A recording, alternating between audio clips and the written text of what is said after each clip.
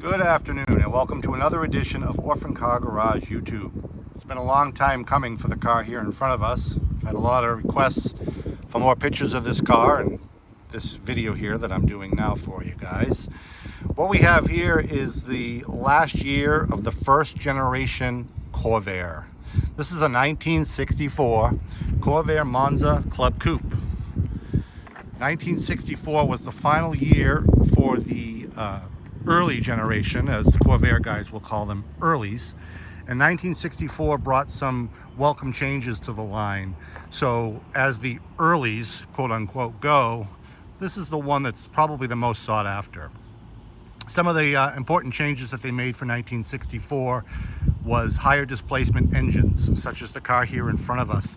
This was the first year for the 110 horsepower Pancake Flat 6. This car is equipped with the 110 horsepower engine. I believe the base engine for 1964 was still the 84 horsepower engine. This car benefited from the upgraded, new for 1964, 110 horsepower, which is a very reliable, easy to work on engine. It's a dual carb engine. I'll show you that in a few minutes. So this car has that engine. It was also the first year for that engine. But most importantly, GM satisfied how should we say this, a concern brought about by certain consumer advocates and road testers alike, and that was to try to counteract the rear wheel tuck under during hard corners. Chevrolet had the idea in mind to add a transverse leaf spring to the rear suspension in these cars as early as 1960. But it's said that the cost cutters and penny pinchers at General Motors got involved, and that idea was scrapped. Probably the worst mistake they could have made, because it was because of the lack of that leaf spring that caused a lot of controversy in the early model years. Our friend Ralph Nader wrote a book about it, Unsafe at Any Speed. And in his book, there's one chapter devoted to the Corvair. The whole book is not devoted to the Corvair, as many people assumed. One chapter is. He uses the car as an example of how the American car companies didn't care about safety and cut corners and such. And he used this car as a prime example, although he was talking about the entire auto industry as a whole in the book. So this car benefited in 1964 from the addition of that leaf spring, which took care of, bad choice of words there, took care of a lot of the issues that some of the consumers and test drivers were having with the car prior to 1964. So this car has that transverse leaf spring, which is probably comforting to a lot of people today. Although I'll tell you, I've driven Corvairs for 35 years, never been afraid of the earlier models, and I've never had an issue. And I've driven these cars quite a bit at all kinds of different speeds. So to me, it's a non-issue, but to a lot of people, they prefer the 1964. So anyway, this car here in front of us is a true survivor vehicle. And I use that term loosely because I don't like that term. I think it's used an awful lot. It's used when it shouldn't be. It's used a little bit too much in the hobby. But this car, if there was a car that's qualified for a survivor class car, it's probably this one. This car has an original 23,400 miles on it. 23,000 original miles. This car is virtually and completely all original. Everything about this car, with the exception of maintenance like tires and brakes and so forth, is original to the car 1964. The paint on the car is all original. There are no signs of any repainting on any panels or touch-up whatsoever. This is a real pretty red color, real pretty red, and it's in outstanding condition. We performed a complete paint correction on this car when we got it, and the original luster just came back beautifully, just beautifully. Now, of course, it's 60-year-old paint, so there are some little nicks and scratches here and there, but to me that gives it character and a little bit of patina. But there's absolutely no fading. The paint just held up amazingly. The chrome, the bezels, all original down to the interior. The interior of this car is gorgeous. There's a little seam tear right there, which I actually wouldn't mess with. The original red upholstery is gorgeous. Original carpet, minor fading to be expected, but I really wouldn't touch it. The car is very, very, very nice. It just survived incredibly. There's the original dashboard. Everything works on the dash, the gauges, the odometer there showing 23,474 miles. The original AM radio push button works. Radio works, has the accessory Chevrolet full length floor mat there in the front. The door panels, exceptional condition, original, not reproductions. 64 also saw the addition of these cool little map pockets, which are still in great shape on both sides. One thing of note, this car has premium seat belts from the factory. Kind of an unusual and cool option. Seat belts in general were an option. You had to pay extra for seat belts. One of Ralph Nader's issues, by the way, which was resolved in 1967. But this car not only has seat belts, but it has the premium seat belts. Really nice shape. Adds a nice touch to the interior of this car. The headliner is gorgeous. There's no staining. It's white. Very unusual to find these that nice.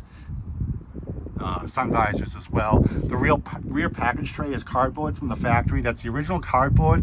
There's no rips, there's no tears. A lot of times that gets tattered because it's exposed to the sun.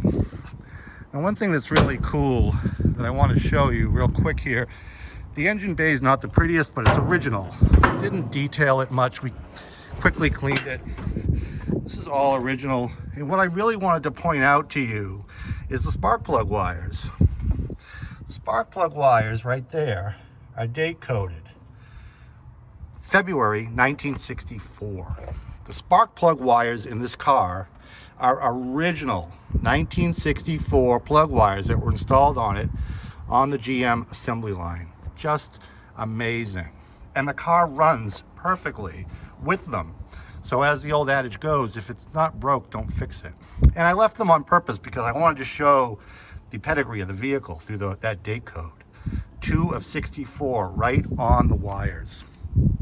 The engine could use a detailing, maybe take the shrouds off and paint them, do sort of a sympathetic restoration on the engine bay. But I kind of wanted to show the car raw. This is how we got it. And this is how it's been. This has never been touched.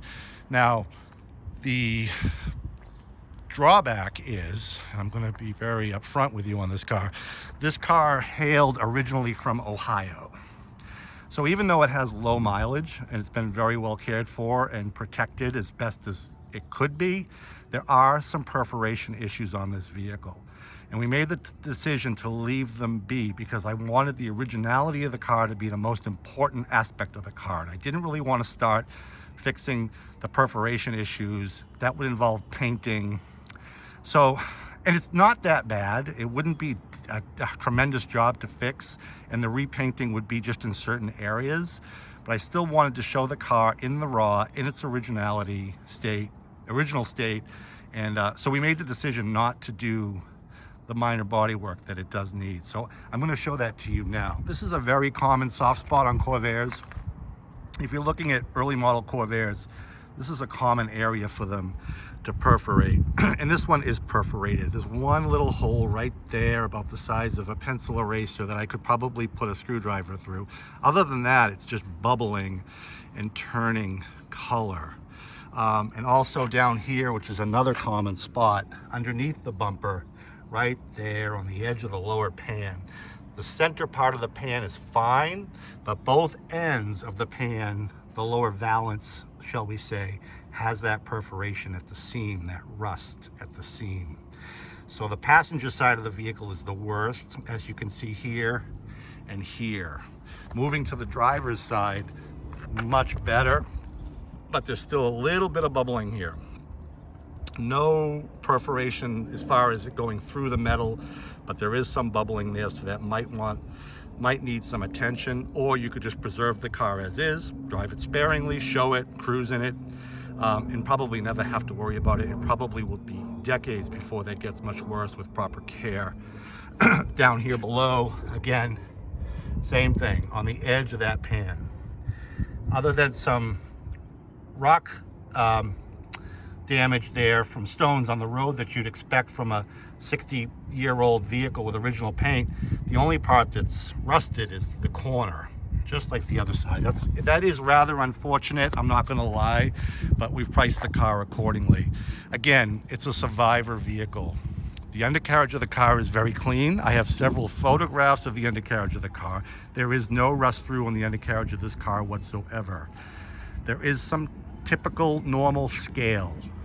I would call it scale, but no rust through underneath whatsoever. The only rust through you see is where I just showed you in that lower pan, lower front valance, and the passenger side eyebrow.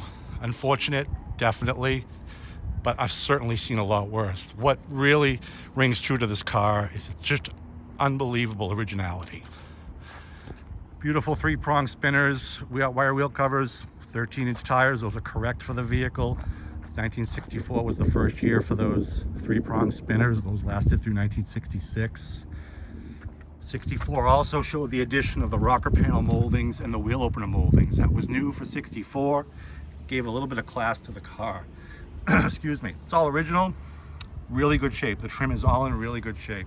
Original bow tie mirror, top surfaces of the paint you can almost dive into, and it's original. I just can't stress that enough. So there you have it, 1964 Corvair Monza Club Coupe. This car is equipped with a Power Glide automatic transmission, in case you didn't notice that already. Also has the upgraded 110 horsepower Pancake 6, which happens to be my favorite engine in these cars for reliability and ease of maintenance.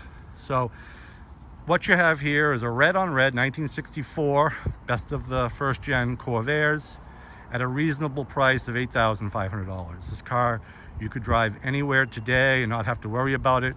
We've gone through the shop on the car. We've replaced the pushrod tube seals because they were seeping oil. They were original. This had the original pushrod tube seals in it. And if you know anything about Corvairs, you know that those usually leaked in the showroom. So we replaced the original Viton seals, valve cover gaskets, and oil pan gasket. We also changed the oil and changed the spark plugs. But like I said, the spark plug wires are original, date coded 1964. So $8,500 for this great little cruiser. You can't go wrong. This car will never lose its value. You're going to get crowds around you at the local cruise night and gas stations. I would encourage anybody to reach out to me and ask for additional pictures. I have plenty to show you. Undercarriage, trunk. The trunk is very, very clean on this car. There's no rust in the trunk at all. Very, very nice little driver quality, survivor, low mileage car. So if you like what you see, give me a call, 508-954-8090. Check us out on the web, orphancargarage.com. Find us on Facebook. Like us here and subscribe down below. Comment, let me know what you think. Like most of our cars here, I don't think it's going to last too long.